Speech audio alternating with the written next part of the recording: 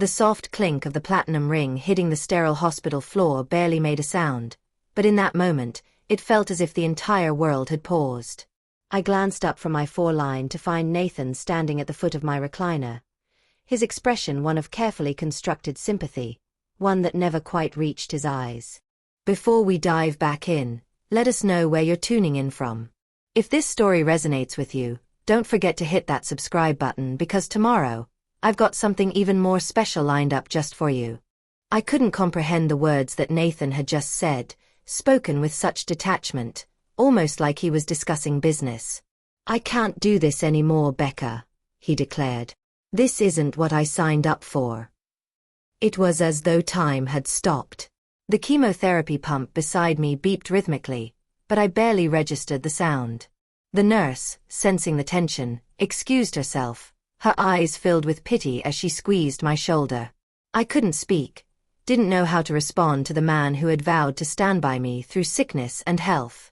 Nathan, my husband for 8 years, was leaving me. 3 weeks after my diagnosis, and here we were, in the middle of my second chemotherapy session, and he was walking out. No tears came.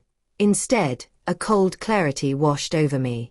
The life I thought I had, the person I thought I knew, was no longer there. I couldn't even muster the words to cry. Instead, I simply looked at my wedding ring, which had fallen to the floor when I tried to return it to him. He didn't even bother to pick it up as he left, walking out the door and leaving me behind. As the poison from the chemo dripped into my veins, another, more insidious poison seeped into my heart. That was the moment everything changed, not because of the cancer, but because of the unexpected abandonment. Nathan's words hung in the air, and they stung. "Is there someone else?" I asked, surprising myself with the steadiness in my voice. His hesitation answered the question. A faint flush crept up his neck, but he didn't bother to explain. That was when I knew he was leaving me for someone else. It wasn't about being unable to handle my illness. It was that my sickness had made me inconvenient. Nathan needed to live his life. The betrayal wasn't just personal. It was also professional. My mind raced as I processed the layers of his departure, the emotional abandonment and the far more calculated professional theft that was now taking shape in the background. I had always thought I had everything figured out. A promising career, a beautiful home Nathan and I had worked so hard to build together, and a marriage that seemed solid. We were one of those couples who laughed together over coffee in the mornings and posted our renovation updates on Instagram. Then came the lump. A small, almost dismissible thing found in the shower one ordinary Sunday. I almost didn't tell Nathan about it, but when I did, he hugged me and promised, "It's probably nothing, but let's get it checked to be safe." Safe. What a naive concept that was. 2 weeks later, I sat in Dr. Wong's office as she explained that I had stage 2 breast cancer. The treatment plan, the surgery, the chemotherapy, all of it felt like a foreign language I couldn't quite grasp. But Nathan, he was perfect. He held my hand, asking intelligent questions, offering jokes to lighten the mood, and making promises that we would face this together. In the first week, he kept his word. He researched clinical trials, arranged meal deliveries, and set up a shared calendar for my appointments. He held me when I cried. But by the second week, I noticed small changes. He started coming home later, leaving earlier. Our conversations became brief, practical. The intimacy we once shared, our casual touches, the small gestures, began to fade. By the third week, right before my second round of chemo, Nathan had moved his pillow into the guest room. He said it was for my rest. I pretended to believe him. Then came the day in the treatment room when everything came to a head. He left, not with a fight or even a tear, but with a promise of freedom. He was gone, and I was left alone to face the cancer and everything it would bring. After my infusion, I realized Nathan hadn't even bothered to pick me up. I called an Uber, feeling the sting of modern loneliness. But then, out of nowhere, my brother Alex showed up. "Becca," he called, rushing toward me. "I've been trying to reach you for hours." His tie was crooked, his hair messy as though he had just dropped everything to get to me. Alex had always been there for me, even though he lived 2 hours away in Seattle, working his way up at a law firm. But today, something was different. His face, usually calm and collected, was marked with concern. "What happened?" he asked, voice shaking with barely contained anger. "Nathan left me," I replied, the words tasting like something bitter that had been forced out. "He left me while I was in treatment." Alex's expression was unreadable for a moment before a fury I'd never seen in him took over. He clenched his jaw. "That son of a..." He stopped, the words too harsh for the hospital setting. "He could have just taken me home. Could have helped me through the situation, but no. He chose to let me deal with the fallout of his own selfishness alone." And now, Alex was the one who had come to pick up the pieces. The drive back to my house with Alex felt like moving through molasses, the weight of the day pressing down on me with every mile. The sun was setting over Lake Washington, its glow fading into the gray clouds that mirrored the hopelessness I felt. Nathan had left me. No more whispered promises, no more carefully curated posts on Instagram about our picture-perfect marriage. Just a cold, hard truth that had hit me like a slap in the face. The car was silent, the hum of the engine the only sound. Alex was focused, his eyes straight ahead, but I could sense the energy radiating off him. I had always known him as the calm, collected one. He was the one everyone leaned on when things got tough. Now though, I needed him more than ever, and I didn't know how to feel about it. It was one thing to rely on him in casual situations, but this was different. Nathan had walked out on me, but here was my brother, taking his place, showing up in a way I hadn't expected. I didn't know what to say. "I'll be fine," I finally muttered, even though I didn't believe it for a second. "You don't need to stay here with me. You've got a life of your own." Alex turned his head, his eyes narrowing. "You're not a burden," he replied. "I'm here for you, Becca. You're my sister. I'm not going anywhere." His words, simple as they were, grounded me in a way nothing else could. There was a comfort in his presence, an assurance that, for the first time in weeks, maybe I wasn't completely alone. As we pulled into the driveway, I noticed the emptiness of the house. Nathan's absence was already etched into the space. His jacket wasn't hanging by the door, his laptop wasn't resting on the coffee table, and his shoes, which always cluttered the hallway, were gone. The house felt different. Not empty in the way a home would feel after a party, but hollow, as if it had been drained of everything that once made it ours. Alex didn't waste time. He didn't even let me reach for the door before he was already inside, pacing around the living room, taking in the space like a lawyer preparing for battle. "I'll be right back," he said, phone already pressed to his ear. I sat there in the living room, unable to do much of anything except stare at the space that felt so different. I should have been angry, should have been crying or shouting, but instead, I was just numb. Maybe it was the treatment, or maybe it was everything that had been building up for weeks, but I couldn't find the energy to care. Alex came back into the room after what seemed like an eternity, his expression tight. He threw down his phone and immediately sat next to me, his eyes locking on mine. "He's done more than just leave you, Becca. He's been moving fast. Metropulse, the app you two were developing? He's already filed the incorporation papers. Without you." My stomach dropped. I had suspected something like this, but hearing it out loud made it real. He'd stolen our dream. Our project. The one Nathan and I had worked on together for months. I knew he was hiding things, but this? I said, shaking my head. "This is too much. How could he just take everything?" "I don't know," Alex muttered, his jaw clenched. "But I'm going to make sure he doesn't get away with it. I've already got a team digging through the paperwork. We'll find out everything he's done and hold him accountable." His determination sent a strange thrill through me. It was like a spark had ignited something within me. For the first time in days, I felt like I had someone fighting on my behalf. Not just fighting for my well-being, but for justice. Justice for the years Nathan had spent with me, for the work I had put into Metropulse. "Do you have any idea what he's planning?" I asked, still not fully understanding the scale of Nathan's actions. "I'm not sure," Alex replied, "but I know he's already started courting investors. He's using your work, your marketing concepts, your ideas, without any credit. He's presenting the whole thing as if it's his own." I felt a pang in my chest. This wasn't just about a tech startup anymore. It was about betrayal on a level I hadn't anticipated. How could Nathan, my husband, have done this to me? Had he really been planning this for months, waiting for the right time to abandon me and steal my intellectual property? Alex continued, pulling me back from my spiraling thoughts. "I've already spoken to Megan, one of the senior lawyers from my firm. We've got a team looking into everything. His emails, the investors, the incorporation details. We're not going to let him erase your contributions. We'll make sure this doesn't end with him walking away with everything." I nodded, still too stunned to feel fully hopeful. Alex was relentless, methodical, and that was what I needed right now. But part of me still couldn't shake the sense that this was all happening too quickly.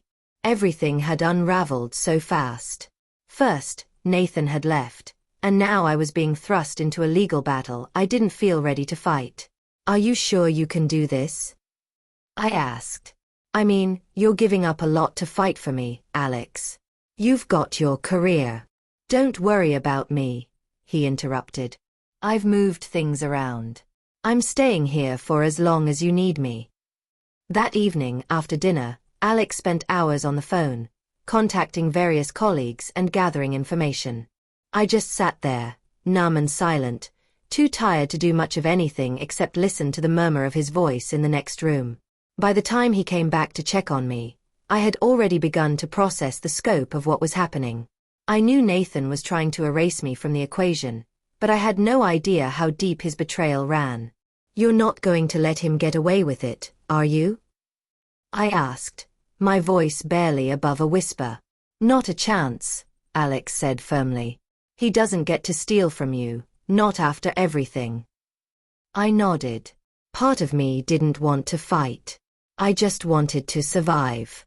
But the other part of me, the part that Nathan had underestimated, was beginning to rise. The days following Nathan's departure were a blur of meetings, legal consultations, and treatments. Chemotherapy sessions blurred into one another, leaving me exhausted, fragile, yet strangely determined. As I sat in the sterile infusion chair, the drip of chemicals into my veins felt almost irrelevant compared to the fight I was now facing on the personal front. Nathan had left, but his absence had made way for something else. A battle, not just for my life, but for my dignity, my contributions, and the future I had once thought we would share. Alex's presence was a steadying force.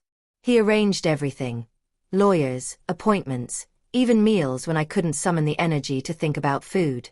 The house had become our war room, where we huddled around my laptop, combing through emails, contract details, and all the paperwork Nathan had left behind, hoping for a glimpse of where he might have hidden his most calculated moves. It wasn't just Nathan's abandonment that hurt, it was the way he had tried to erase me from Metropulse, the app we had built together. I kept thinking back to the early days when Nathan and I would sit at the kitchen table, planning every detail, discussing future investors, the potential the platform had. I had believed in us, both as a couple and as business partners. But now it felt like a cruel joke. One morning, after yet another exhausting chemotherapy session, Alex dropped a bombshell. We had finally secured the documents Nathan had used to file incorporation papers for Metropulse, without my name anywhere in them. It was all there in black and white. The timeline, the investors he had been courting, even the patent filings. Nathan had orchestrated it all, carefully keeping me in the dark, while pretending to be the devoted husband and co-founder.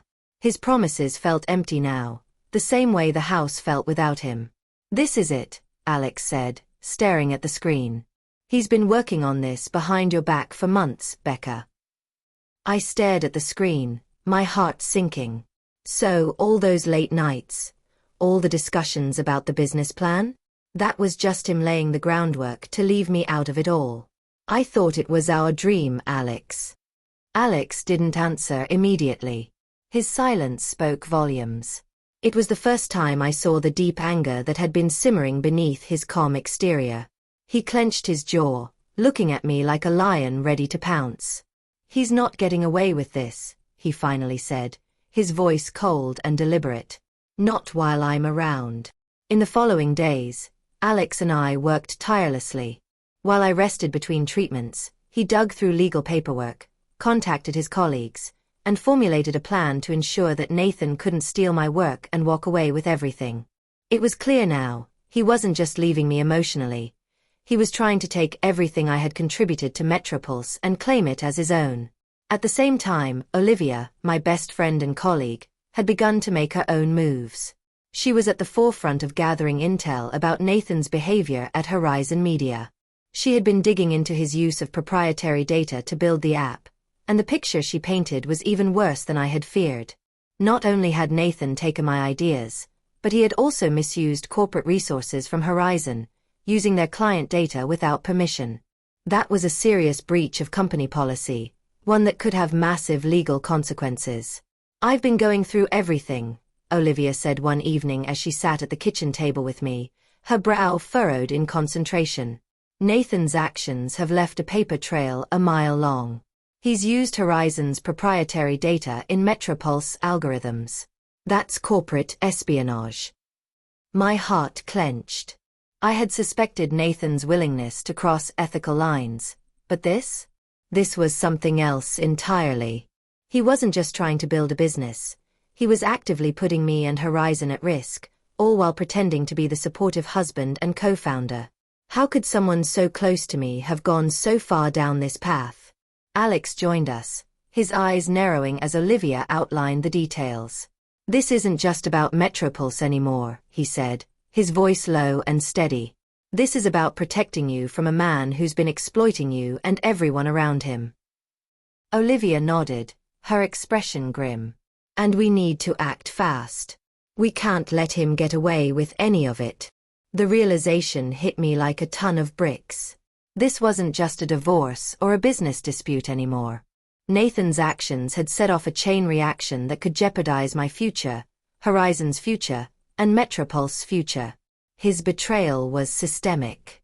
He was willing to burn every bridge to get ahead, even if it meant sacrificing the people who had trusted him. "I can't let him get away with it," I whispered. "He's already taken so much from me. But I'm not letting him take my future too." Alex placed a reassuring hand on my shoulder. "We're not letting him take anything else. This fight has just begun." And it did begin. The following week, Alex and I met with Megan, the lawyer from his firm, to draft a formal response to Nathan's attempts to settle the division of assets. We weren't just asking for a fair share anymore. We were demanding acknowledgement of my contributions, not just to the marriage, but to Metropulse. I needed more than just a financial settlement. I needed recognition, and I needed security, not just for today, but for my future. The first draft of our counteroffer was bold. Alex pushed for 35% equity in Metropulse, with voting rights, and insisted on a seat on the board once the company was funded. We also stipulated that Nathan would provide a buyout for his share of the house, which I intended to keep. It was clear from the beginning that the house, despite the years Nathan had spent renovating it with me, would be the biggest sticking point. He had grown attached to the property. But I had made it clear, this wasn't just a home, it was my sanctuary, the place where I would recover, and I wouldn't let him take it from me. Meanwhile, Alex was working behind the scenes, contacting the investors who had been backing Nathan's Metropulse project. He didn't go into full details yet, only dropping hints about Nathan's misuse of company resources. It wasn't the nuclear option just yet, but Alex knew how to use leverage effectively. Nathan would soon realize that his attempt to outmaneuver me would have consequences far beyond the divorce settlement. The tension in the house was palpable. Every day felt like a countdown.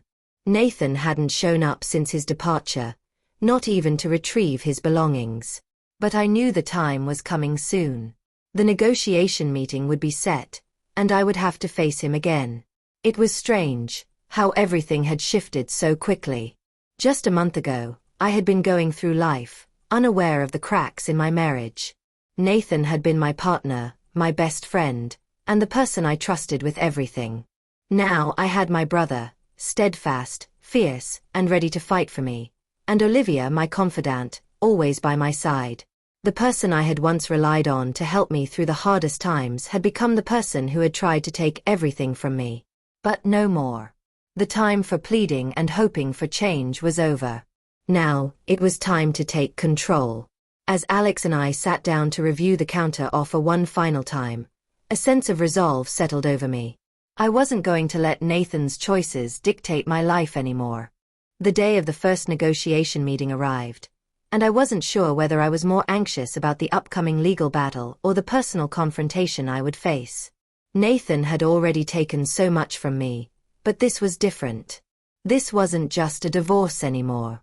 It was the battle for my career, for my recognition, and for the respect I deserved, things Nathan had tried to erase with every calculated move he made. Alex was already in lawyer mode, checking his notes and sending last-minute emails as we sat in the car. I felt a sense of calm washing over me, a quiet steadiness that hadn't been there a few weeks ago. Despite everything, despite the betrayal, the sickness, and the exhaustion, I was still here. And I was about to stand up for myself in a way I hadn't before. "We've got this," Alex said, glancing over at me as he parked in front of the law office. "I've seen Nathan at his worst. But you've been through worse, Becca. This is just paperwork." I nodded. "I'm not just fighting for the settlement anymore. I'm fighting for everything he tried to take from me." Alex gave me a small smile, his reassurance grounding me. Inside the office, we were met by Diana Levinson, Nathan's lawyer, who greeted us with her usual professionalism. She was a formidable woman, poised and in control, but there was something in her eyes today that was different. Perhaps it was the stress from handling Nathan's escalating problems, or perhaps it was because she knew the stakes were higher than ever. Nathan wasn't there yet. I took my seat, the cool, polished surface of the conference table separating me from Alex and Diana, as we reviewed the final details of our counteroffer.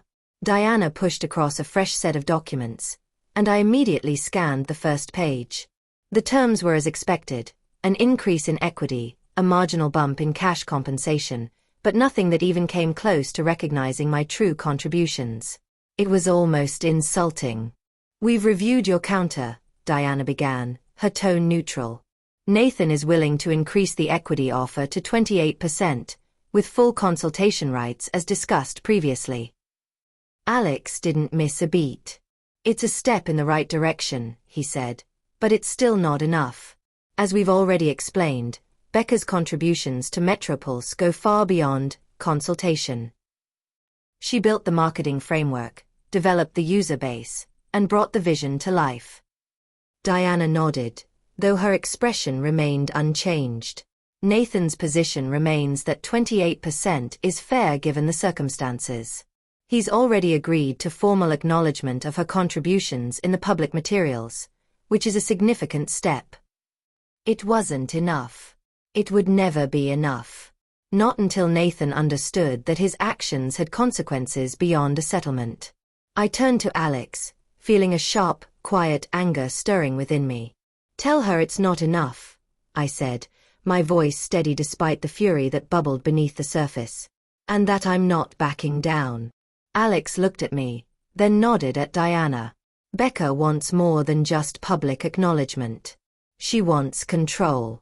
Full voting rights on decisions that affect Metropulse's future, a seat on the board once the funding comes through, and 35% equity." Diana's face remained stoic, but there was an almost imperceptible shift in her posture. "That's a significant jump from the 28%, she said carefully. "And we cannot guarantee a seat on the board at this stage. Nathan would have to approve that." "It's non-negotiable," Alex said firmly. "Without it, the equity is meaningless. And we won't even discuss the house until Becca is acknowledged as a full partner in Metropulse." I felt the weight of the conversation shift. The house had been my sanctuary, the one place where I could recover, both physically and emotionally. Nathan couldn't take it, not after everything he'd already stolen. But I wasn't about to let him walk away with a business that I had practically built. We sat in silence for a few minutes, the air in the room thick with tension. I could hear the faint hum of the air conditioner and the distant murmur of voices in the hallway. Nathan still hadn't arrived, and I couldn't help but wonder where he was. Was he hiding out, hoping that this whole mess would somehow fix itself? Did he honestly believe he could walk away from all of this without paying a price? Finally, the door opened. Nathan walked in, and for the first time since this whole nightmare began, I noticed how different he looked. Gone was the confident, self-assured man I had married, the man who had held me in our living room and promised me that we would face everything together. Instead, the man in front of me was hollow, a shell of the person I used to know. His eyes, once filled with ambition, were now clouded with uncertainty. His shoulders were slumped, his tie askew, as though he was trying to maintain some shred of the control he'd once had. But it wasn't working. Alex straightened in his chair, and I felt an unexpected surge of clarity. I wasn't just fighting for Metropulse. I was fighting for every moment of my life that Nathan had stolen from me. "Nice of you to finally show up," I said, not bothering to hide the edge in my voice. My words landed, and for the first time in weeks, I saw something in Nathan's eyes. A flicker of regret, or maybe guilt, but it was fleeting. He quickly masked it with a forced, almost robotic smile. "Let's get this over with," Nathan said, taking his seat across from me. "I've got a lot on my plate today." I didn't let the remark faze me. "We'll get through it quickly then. But I'm not signing anything until I get what I deserve." The meeting continued, but the atmosphere had shifted.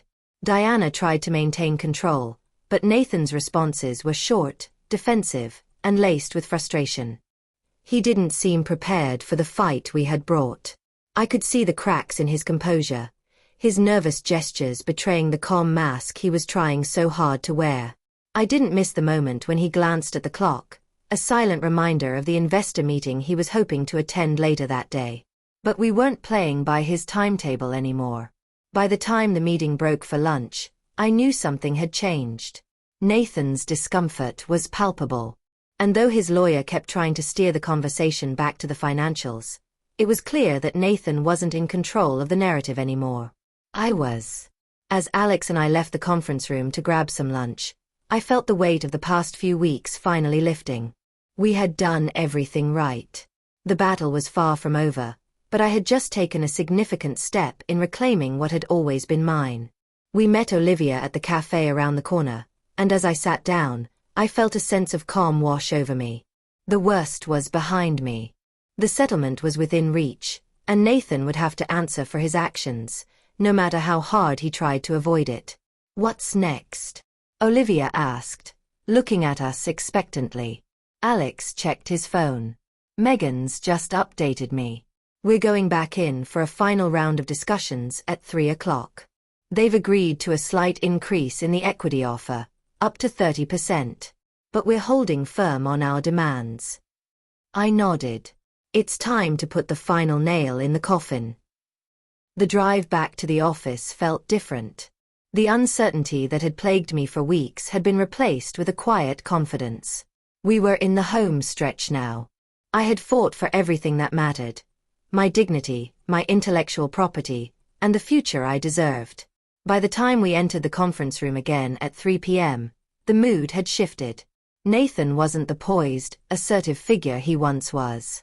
He looked almost defeated, his earlier arrogance completely stripped away by the crushing weight of his own mistakes.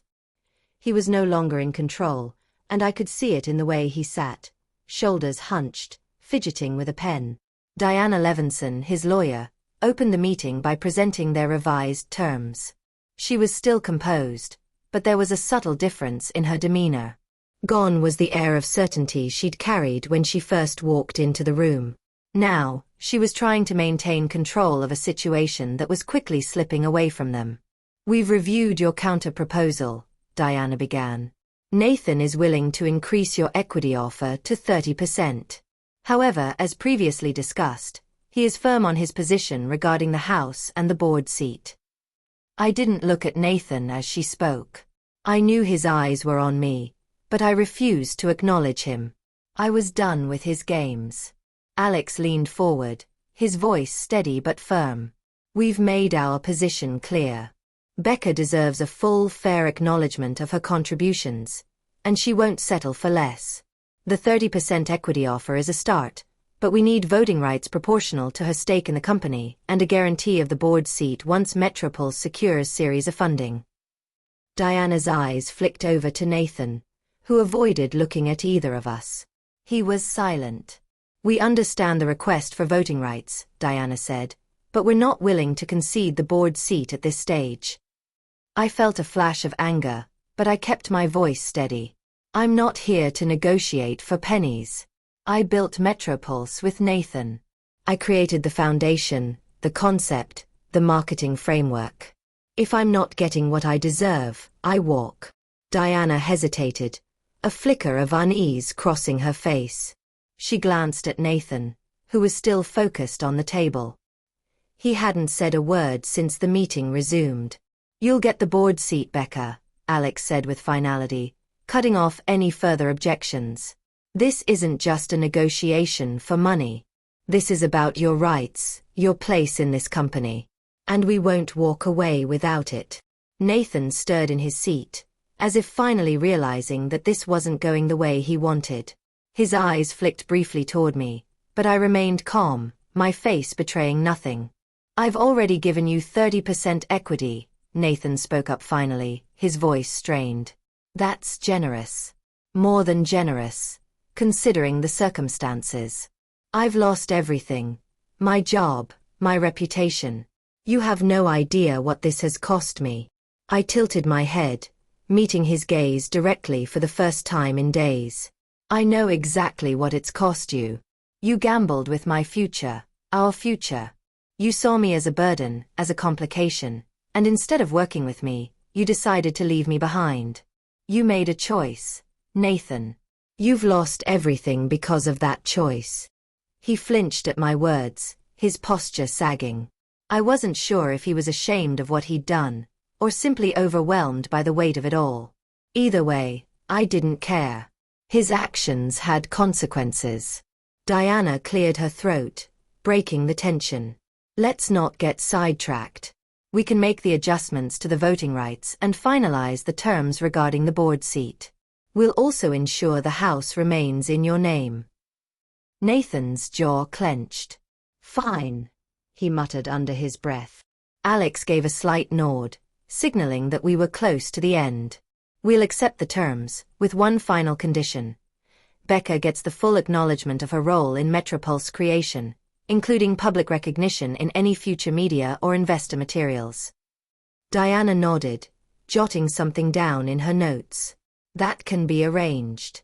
We'll have the final documents prepared. I took a deep breath, feeling the weight of it all settling on my shoulders. The battle was nearly won. We had secured a fair agreement, one that would give me a rightful place in Metropulse's future, something Nathan could never take from me. Thank you, I said, my voice calm but firm. I'll review the documents and sign once everything is finalized. But I expect no further delays. Diana didn't flinch. She simply nodded and stood up, signaling the end of the meeting. As we left the conference room, I felt a strange sense of peace. The fight had been exhausting, but I had finally secured what I deserved. The next morning, as I sat at the kitchen table sipping my ginger tea, Alex handed me the final documents. I signed them quickly, my pen moving with confidence, marking the official end of the negotiations. It was done. Nathan's name would never appear on Metropulse branding again. He would never claim credit for the work I had done, for the vision I had created. The next few days were a blur. Nathan's lawyer had made sure the documents were signed, and by the end of the week, everything was settled. The house was officially mine. Metropulse was officially mine, too. But it wasn't the financial compensation or the intellectual property that gave me the greatest satisfaction. It was the fact that I had reclaimed my strength, something Nathan had tried so desperately to erase. I hadn't just survived. I had fought back. 6 months later, I stood on the stage at the Lakeside Convention Center, the bright lights shining down on me as I addressed a packed room of marketing professionals. My hair had started growing back, soft and thick, a visible symbol of my recovery. As marketers, we talk about authenticity, I began, my voice steady and strong. But true authenticity goes beyond just the numbers. It's about integrity in both methodology and execution, about creating platforms that don't just analyze data, but respect it. Behind me, the logo for Pulsar, a new analytics platform developed in partnership with Charles Winthrop, shown on the screen. It was my idea, my vision, and it was finally coming to life. I paused for a moment, allowing the weight of my words to settle in. Metropulse didn't emerge in a vacuum. It was born out of adversity. It came from a place of pain, but also from strength, from the people who believed in me when I didn't believe in myself. The applause was thunderous. I could hear the clapping, but it felt distant, like the sound was coming from another world. A world where Nathan no longer had any claim on me. A world where I was free. As I walked off the stage, I caught Alex's eye. He was grinning proudly, and I couldn't help but smile back. There had been moments when I had doubted myself, moments when I felt like I was losing. But in that moment, as I stood in the spotlight, I knew that Nathan would regret underestimating me. I had survived. And I was thriving.